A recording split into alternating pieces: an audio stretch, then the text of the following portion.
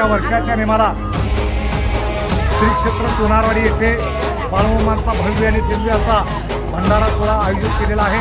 या भंडारा सोहळ्याच्या निमित्तानं बाळूमामांची मिरवणूक व भाकणूक, महाप्रसाद हे सर्व कार्यक्रम आणि ओव्या अतिशय मोठ्या आनंदानं पार पडलेला आहे।